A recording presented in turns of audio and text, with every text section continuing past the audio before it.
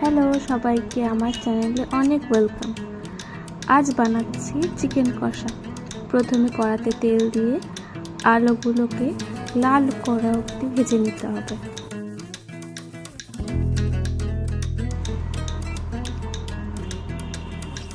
লাল করে ভাজা হয়ে গেলে আলুগুলোকে একটি জায়গায় তুলে নিয়ে মাংসে লঙ্কার গুঁড়ো, হলুদ গুঁড়ো, 2 চামচ সাদা তেল,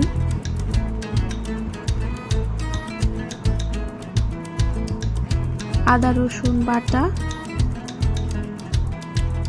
দিয়ে ভালো করে মেখে তাতে সানরাইজের চিকেন মশলাটা দিয়ে ভালো করে ম্যারিনেট করে রাখতে হবে 8 ঘন্টা। এবার কড়াইতে সাদা তেল দিয়ে পেঁয়াজগুলোকে লাল হওয়া অবধি ভেজে নিতে হবে।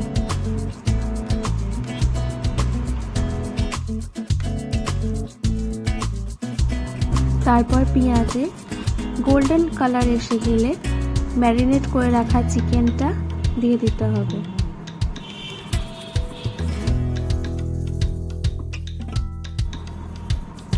তারপর মাংসটি 50% কুক হওয়া অবধি এটাকে কষতে হবে।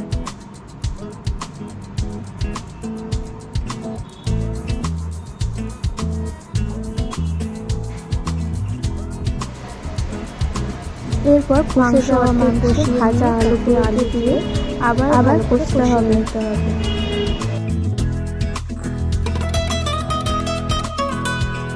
সেই মশলা লেগে থাকা বাটিতে 2 কাপ জল দিয়ে ফুটিয়ে নিয়ে সেই গরম জল কষানো মাংসে দিয়ে দিতে হবে।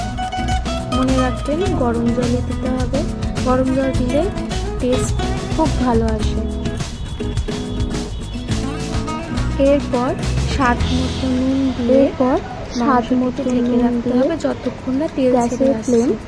মিডিয়াম রেখে এটা কিন্তু মিডিয়াম ফ্লেমে রাখতে হবে যতক্ষণ না উপরে তেলটা ভেসে উঠছে। আপনারা চাইলে এই কষা মাংসে আলু নাই দিতে পারেন, আমার আলুটা ভালো লাগে তাই আমি দিয়েছি। দেখুন কত সুন্দর, আপনারা ট্রাই করে দেখতে পারেন। আর পোলাওয়ের ভিডিও আমি পরের ভিডিওতে দিয়ে দেবো। ট্রাই করলে অবশ্যই কমেন্টে জানাবেন কেমন লাগলো।